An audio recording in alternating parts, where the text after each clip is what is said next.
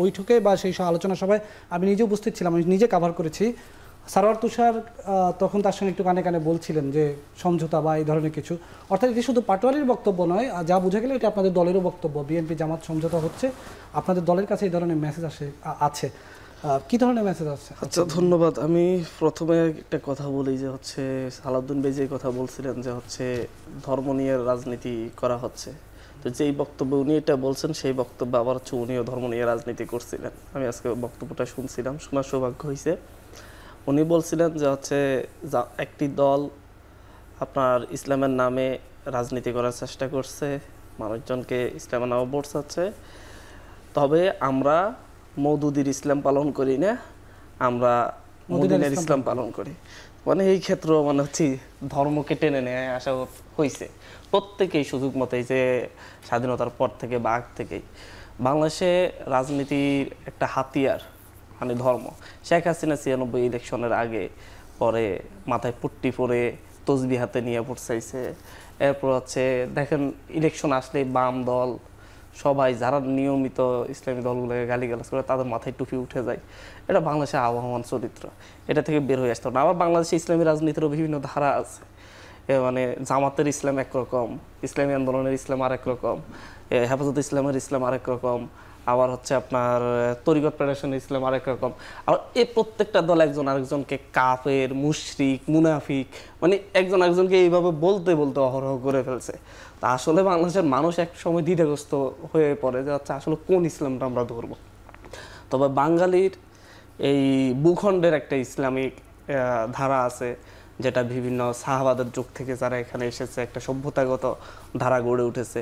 এই ধারাটাকে দিন দিন বের হয়ে আসা হচ্ছে, মানে বাঙালি যেই ইসলামিক কালচার তৈরি হয়েছে সেই কালচার থেকে বের হয়ে এসে আপনার মদিনার ইসলামিক কালচার কিংবা আফগানিস্তান ইসলামিক কালচার কিংবা ওয়েস্টার্ন ইসলামিক কালচার, এটাকে মানে বাংলাদেশে প্রতিষ্ঠিত করার জন্য 60 দল 5 ধরনের ভূমিকা রাখতেছে। কারোরই বাংলাদেশের যে ইসলামিক কালচার সেই ইসলামিক কালচার নিয়ে তারা মাথা ব্যথা নেই।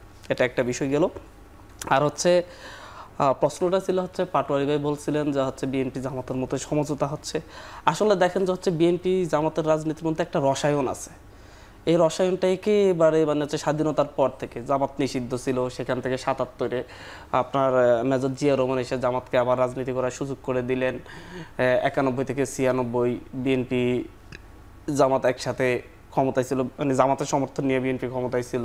91 থেকে 96 না 94 পর্যন্ত, আমি 91 থেকে 96 তে আওয়ামী লীগ ক্ষমতা ছিল। 91 থেকে 96 থেকে 2001 আওয়ামী লীগ ক্ষমতা ছিল। এরপর 2001 থেকে 2006 জামাতের সাপোর্ট নিয়ে জামাত বিএনপি একসাথে ক্ষমতা ছিল। এরা যতবারই ক্ষমতায় যাইতে হয়েছে কিংবা বিরোধী রাজনীতি করছে, বিএনপি ক্ষমতায় যাইতে জামাতকে হাতে ধরে নিয়ে গেছে। আবার বিএনপি জামাত বিএনপিকে সাপোর্ট দিয়ে ক্ষমতায় নিছে, মানে এক দল আরেক দলের পরিপূরক। ওদের সমস্যাটা কি, বাংলাদেশে এখন যখন একটা রাজনৈতিক শূন্যতা তৈরি হয়েছে, আওয়ামী লীগ বাংলাদেশ থেকে বিতাড়িত হয়েছে, তখন এই শূন্যস্থানটা পূরণের জন্য একই রাজনৈতিক ধারার দুইটা দল দুই ধরনের অভিনয় শুরু করেছে। মানে জামাত বোঝাতে চাচ্ছে আমরা বিএনপি বিরোধী, বিএনপি বোঝাতে চাচ্ছে আমরা জামাত বিরোধী। আসলে সর্বশেষ দেখা যায় যে একটা আলটিমেট জায়গায় গিয়ে বিএনপি জামাত একই সিদ্ধান্ত নেই। আপনি দেখবেন যে জুলাই সনদের স্বাক্ষর নিয়ে জামাত একটা ভিন্ন কথা স্বাক্ষর করবে না বলতে বলতে বিএনপি সহ একসাথে হাসি মুখে যায় স্বাক্ষর করে আসছে এবং নোট অফ ডিসেন্ট সবগুলোতে রাজি হয়ে গেছে। যেভাবে বিএনপি চাইছে সেভাবে হয়েছে, জামাত রাজি হয়ে গেছে। আবার এখন ধরেন জুলাই গণভোট আগে হবে না পরে হবে, এটা নিয়ে বিএনপি জামাত আলাদা আলাদা বক্তব্য দিচ্ছে, দিচ্ছে।